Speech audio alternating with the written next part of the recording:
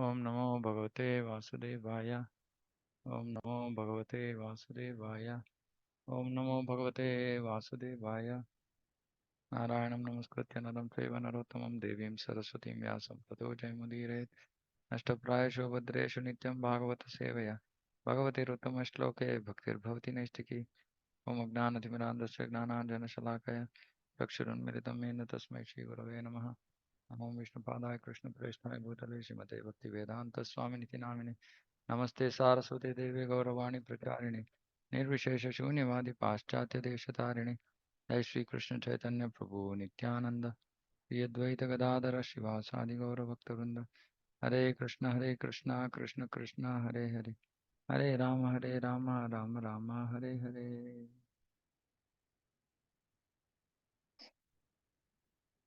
Hare Krishna. Okay, we are starting chapter 29. Explanation of devotional service by Lord Kapila. Devahuti Ruvacha Lakshanam Mahadadinam Prakrite Purushasya cha Sarupam Lakshate Misham Yena Tat Paramarthikam Yatha Sankeshu Katitam Yanmulam Tat Prachakshate Bhakti Yogasya Me Margam Ruhi Vistarashah Prabhu. Devahuti inquired, my dear Lord, Prabhu, you already very scientifically described the symptoms of the total material nature and the characteristics of the spirit according to the Sankhya system of philosophy.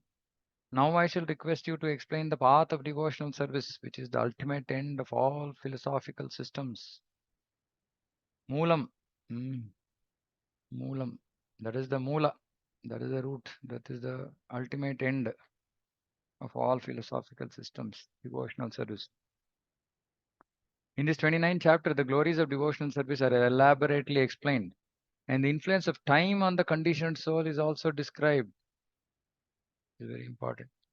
The purpose of elaborately describing the influence of time is to detach the conditioned soul from his material activities, which are considered to be simply a waste of time. Prabhupada is very, very clearly saying, influence of time, describing the influence of time, which means that when we hear these topics, it should help our detachment from material activities, not stopping material activities, detachment from material activities.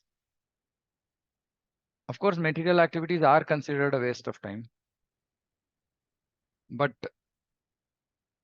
that is based on the position of the uh, transcendentalist, of the person who is practicing bhakti. Those who come to the stage of understanding, saying that nothing else is required, this is all that is required, and have the faith to completely surrender. Various means they come to this platform of giving up material activities. Okay, but that conviction has to be there. See, the way this process works is that we have to accept this, saying that material activities are useless, it's a waste of time. First, we have to accept this, and then we'll come to the position of saying, okay, but what about my material activities I'm still doing? Then we start doing those material activities as service of Krishna, and then parallelly we keep praying, saying, Krishna, please help me out of this. I want to be engaged in your service completely. Of course, the main reason why people should work is just to take care of their financial obligations. Of course, all wealth is in Krishna's hands. So when we desire to get, not immediately, whatever suitable time, if you want to stop material activities, Krishna will arrange such that it can happen. It's not like we are going to whimsically, mindlessly just give up our work and bring people to the road. It's not like that. But we have to desire this. We have to desire this. And once we start desiring this, then Krishna will pave the way for this.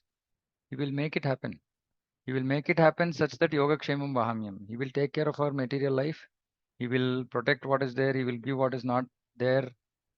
And he will take care of us. Just like it's as good as say we are working.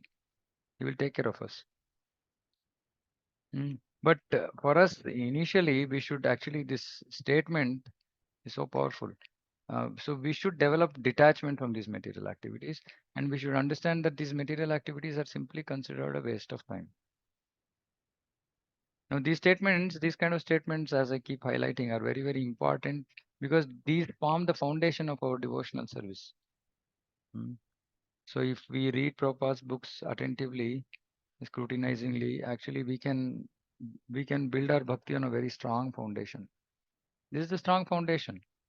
We should not worry about practicality. See, this is one more thing which I see a lot of devotees being getting stuck with practicality of devotional service. What is this practicality? I mean, if we understand that everything is Krishna and is in Krishna's hands, anything is possible. He can do anything. Where is the question of practicality? We think of practicality simply because we are not fully dependent on him. We think we are the doers. So then obviously practicality comes into the picture. And Prabhupada also says multiple times, it's nothing, none of these in bhakti is done whimsically. And that is the reason one has to be in the able guidance of experienced devotees, right? So that we don't end up taking wrong decisions. So there is no question of doing anything whimsically, but at the same time, we should be clear about the philosophy. Material activities are considered a waste of time. It's a very simple, straightforward statement. We don't have to mince words here. We don't have to interpret it differently. It simply means this. Material activity is considered as simply a waste of time. And then, like I said, come to the stage of doing material activities without attachment. Then desire to completely come out of material activities as early as possible. And Krishna will do that for us. We don't have to worry about it. Krishna will do it for us. In the previous chapter, material nature, spirit, and supreme lord or super soul are analytically studied. And in this chapter, the principles of bhakti yoga or devotional service, execution of activities in eternal relationship between the living entities and the person of Godhead are explained. See, this execution of activities in eternal relationship means actually Swarupa. That is our Swarupa.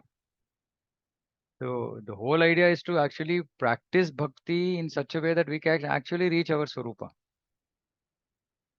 Swarupa Siddhi, that we actually achieve perfection.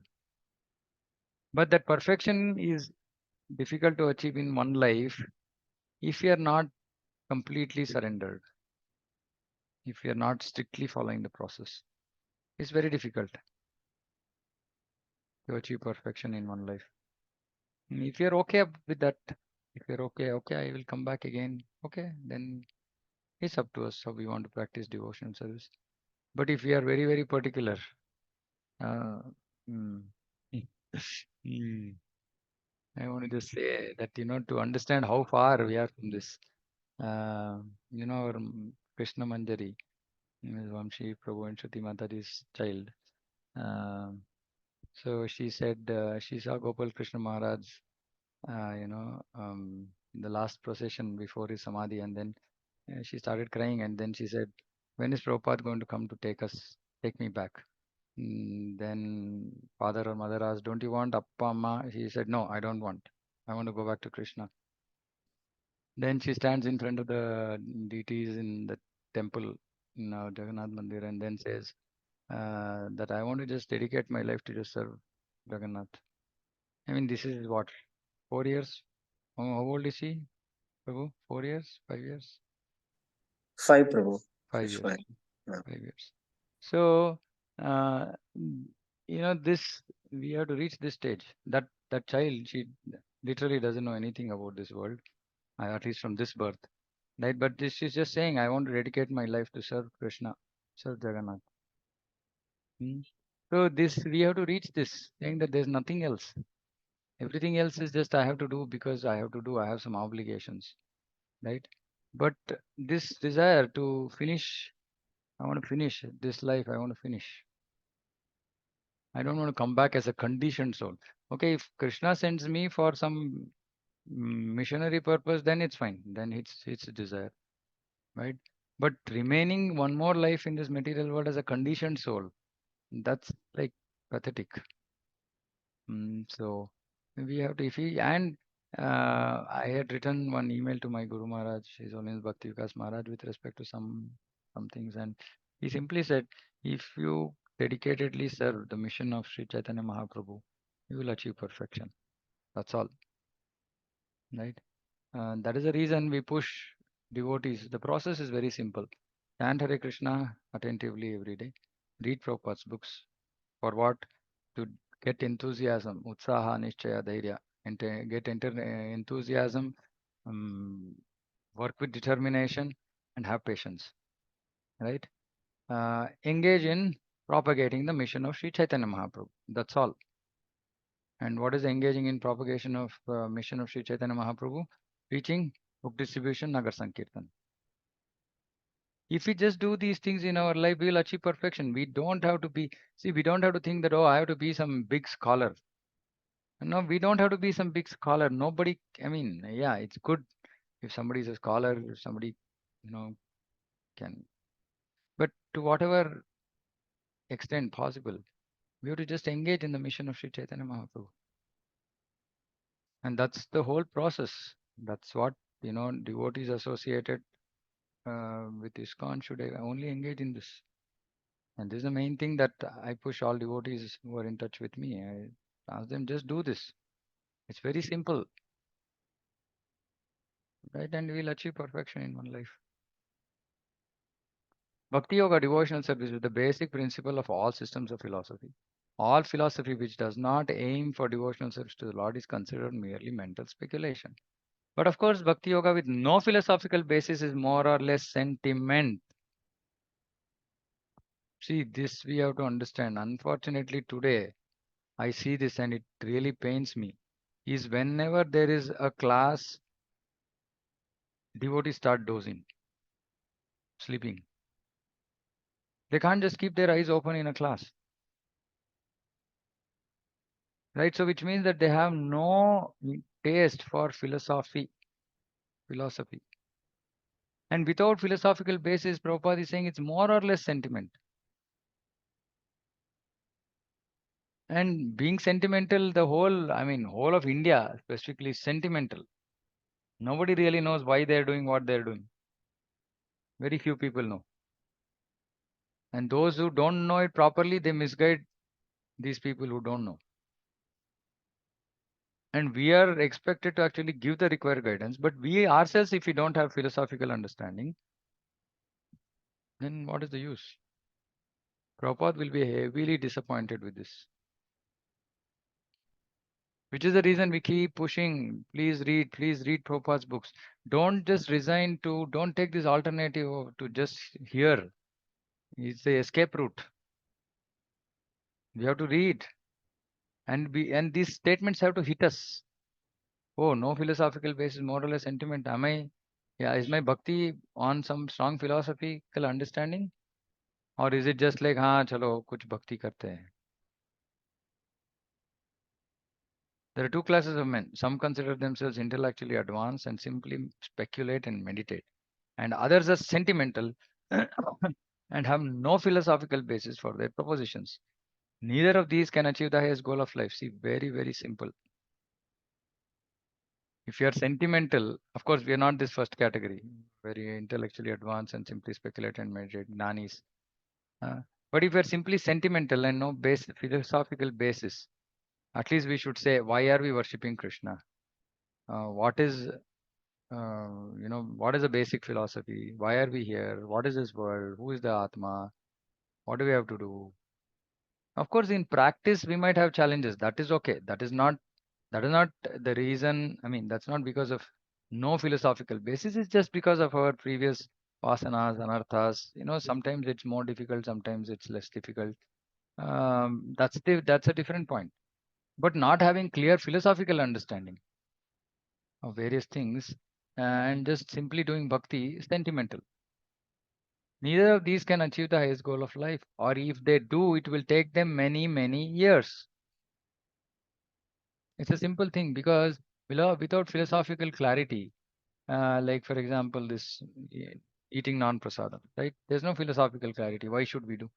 multiple reasons why we should not eat non-prasadam, isn't it? Can somebody tell what are all the reasons why we should not eat non-prasadam?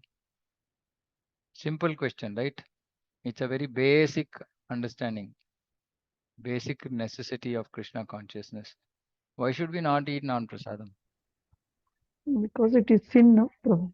It is If sin, Krishna okay? says you will eat sin, Papa. Yeah, okay. So one is we Third are eating chapter. sin. Yeah, okay, thank you. Then, Consciousness of the person, the consciousness of the person whoever is cooking the food will transfer to us. yeah, consciousness of the person cooking will transfer to us. Very, very important. Then, what else? Our sadhana is affected, Prabhu. Yeah, sadhana is affected. So consciousness gets transferred, then we become material, we come down to passion, ignorance, we don't like to do chanting. What else? Just think little more. How, where can it, where, to what extent can this drag us?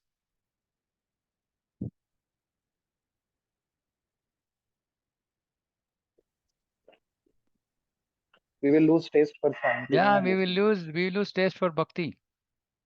We will lose taste for bhakti. Whatever activities we are then doing is simply like material. It'll become like material. And eventually we'll also lose that. Right? And more importantly, especially for initiated devotees, eating any sin we do, whom does it go to? Any Guru papa who Guru, goes to Guru Guru. Maharaj. Who goes to Guru. Right? Directly. So there doesn't have to be any other reason at all to follow rules. Right? Any sinful activity that we do directly affects Guru. This is the philosophical basis. Now, one can decide saying that, okay, if somebody doesn't know all this, they might say, it's okay. How does it matter? Once in a while, the reason people give a proof, once in a while only I eat. Once in a while only I want to accumulate sin. Once in a while only I want to affect my guru because of my activities. Not every day. What a reasoning. No philosophical basis, no understanding. And then they'll, no, if I do, then how? No, no problem. No, what is there? Krishna, anyways, forgiving this, that. Some some speculation they do. But it's a very simple philosophical basis that we should not eat non-prasadam. Full stop. No practical considerations here. Right? In the name of practicality, it doesn't make sense to either accumulate sin or pass on the sin to the guru, right? There's no question of practicality here. It's just a fundamental tattva, fundamental philosophy that we should not do it. This is the whole point. Otherwise, it is sentimental bhakti. It is sentimental. Anyway, these words, unfortunately, people find it very, very heavy. But it's it's very, very, it's a foundation. It's the basic foundation. Vedic literature therefore suggests that there are three elements, namely Supreme Lord, living entity, and their eternal relationship. And the goal of life is to follow the principles of bhakti and ultimately attain to the planet of the Supreme Lord in full devotion and love. Full devotion and love. And this is also another funny thing, right? You say, oh, I have so much of love for Krishna, I have so much of love for Jagannath. Oh, I can do any service. Okay, then I can also come this side and eat something that is not recommended. Or I can go to a movie. Or I can, do some other nonsense, which is nothing connected to bhakti. And I say I love Krishna so much.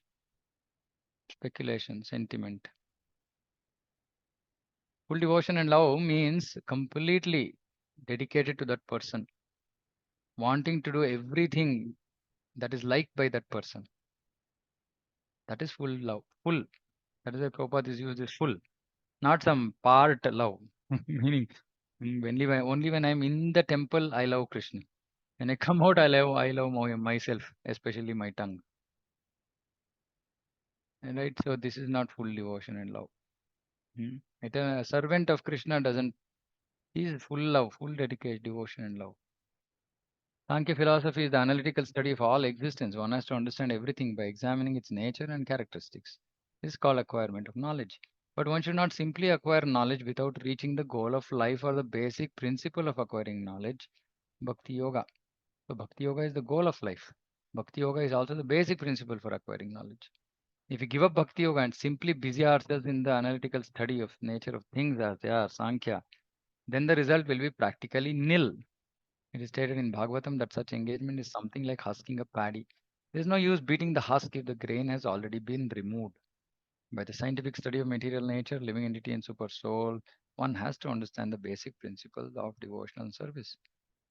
So Devahuti actually she came to the platform of having heard whatever Kapila Muni is saying and finally saying, okay, now forget about everything else. Now please talk only about devotional service. Explain this path to me so that I can implement it. So that is where she has come to. And that is what is important for everybody. Virago yena purusho bhagavan sarvato bhavet achakshva jivalokasya vividhamama samsriti. Devoti continued, my dear Lord, please also describe in detail, both for me and for people in general, the continual process of birth and death. Why? She's asking, she's giving a reason. As she's taken the position of a conditioned soul, and she's saying, please talk to me about continual process of birth and death so that by hearing of such calamities, we may become detached from activities in this material world. When we hear about the realities, unpleasant realities of birth and death, post-death, punishment, naraka, suffering in this world, when we hear such calamities, and this thing I keep saying, when we suffer, we never think. What is the only thought process that comes to our mind when we are suffering or when we are going through any problem? What thought comes to our mind? We want to get out of that suffering. We want to get out of the suffering. Okay. What else? The cause of the suffering. Cause of the suffering. Okay. Why me? Why me? It reminds us that we have done some sins and they are coming. No, it doesn't remind us. Prabhuji, at times I get reminded This is what, when no, I this is, suffer, I I know, am reminded. I'm saying that this is what we have to remember. This is where we have to reach, right? So it's not about why me. It's not about, whatever the in immediate. We were just concerned about the immediate cause, right? Oh, did I eat ice cream? Did I eat some cold? Did I drink some cold water? Did I eat some food which, troubled my tummy? We are just thinking about immediate reasons. But we're not actually thinking about the actual reason, which is our past karma. And the only thing that we have to remember is I have given trouble to somebody just like this, just exactly like this. And I'm simply just suffering the same thing. And I'm shameless to ask for that want to come out of the suffering. I should be shameless, isn't it?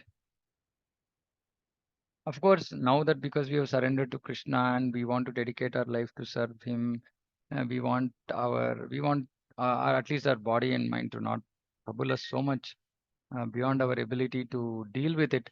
So we can beg Krishna for forgiveness. And Krishna, I'm very sorry. I did this to your children. Some of your children I have troubled, and so I'm suffering. Um, so if you please forgive me, so that and give me the strength not to repeat these mistakes, and so that I can dedicate my life to your service. Um, Krishna can take it away. I had shared one message in our book distribution group, right? That one Mataji who was doing book distribution, Krishna just took away her cancer because she was just doing book distribution. Said, yeah, this jiva is required for me. Chaitanya Mahaprabhu said, no, this jiva is required in my mission. Okay, let's cure her of her cancer. That's all. Done. Over. Because that Mataji, who was actually that was actually a disciple of Srila Prabhupada, Mataji. She had just dedicated her life to just distributing Prabhupada's books. Right. So like this, without any desire, without any desire for lap puja pratishtha, some achieving something, position, name, this, that, and all that. Simply, she was just like a nobody, and she was just like distributing books. And she says like, yeah, my cancer just got cured. So it's like that. So when we go through trouble, we have to do two things. One is we have to repent for the nonsense that we have done. Beg for forgiveness. Whether Krishna forgives us or not is up to him, but we should beg for forgiveness. At least we should feel repentant. And then we should somehow engage in service of Chaitanya Mahaprabhu. Somehow, kena prakareni. Some way. We can be sitting in our house. We can use online today. And we can reach people. We can, whatever. All the various ways by which we can preach. We can reach the message out. We can write.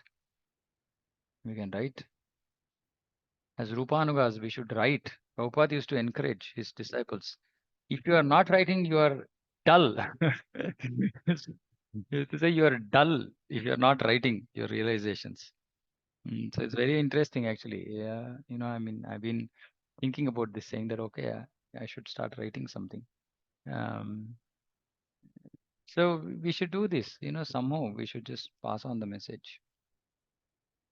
So we should hear about these calamities, and then we should become detached, saying what nonsense. Why am I doing? Why am I continuing to sin? Right? Why am I continuing to do wrong things which are not allowed? In this verse, the word samsriti is very important. Shreyasriti means the prosperous path of advancement towards the personality of Godhead, and samsriti means the continued journey on the path of birth and death towards the darkest region of material existence. Shreyasriti, samsriti. People who have no knowledge of this material world, God, and their actual intimate relationship with Him. See, it's an intimate relationship. Are actually going to the darkest region of material existence in the name of progress in the material advancement of life. In the same of so-called material advancement, people are going to hell. That's what this statement means. To enter the darkest region of material existence means to enter into species of life other than human species. Ignorant men do not know that after this life they are completely under the grip of material nature and will be offered a life which may not be very congenial. How a living entity gets different kinds of bodies will be explained in the next chapter. This continual change of bodies in birth and death is called samsara. Devahuti requests our glorious son Kapila Muni to explain about this continued journey to impress upon the conditioned souls that they are undergoing a path of degradation by not understanding. Please note again, not knowing. Nahi. He does not use the word by not knowing. He's saying not understanding the path. One is knowing about the path, then understanding the path. Understanding the path meaning understanding the philosophy of devotional service, and then sticking to it with utsaha, nishchaya, dhairya, enthusiasm, determination, and patience. Okay, I'll stop here. There are any questions, comments?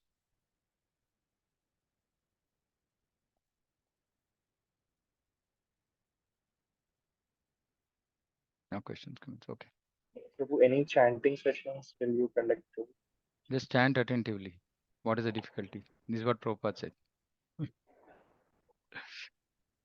And just focus on Because so chanting. many. You have to you see this whole thing, the whole process of there's no magic in chanting. As in,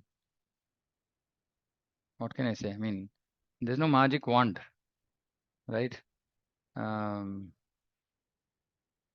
Anyway, I mean, on my YouTube channel or somewhere there are some four sessions that I gave on chanting. But see, the important point is that when we are chanting, we should attentively try to hear the name, right? Whatever else we do, um, not going to help. As in, it's just it's chanting is about how we live our day, how surrendered we are, and how attentively we are sitting and chanting. As in, at one level, there is nothing much to be spoken about chanting. Um, we should just kind of, yeah, I don't know, I mean, yeah, we can see. Yeah, Vamshi Prabhu. Hare Krishna, Prabhu. Prabhu, here they have mentioned about two classes of men, right? So can you explain once again, Prabhu, or No, share basically, little one is more? a gnani. One is a gnani who is very spiritually advanced. Okay. He's just speculating about uh, what is the goal of life, who is God. But they don't know clear. They don't have a clear understanding. They're just trying to figure it out, and they're speculating because they have not come to the right authorities.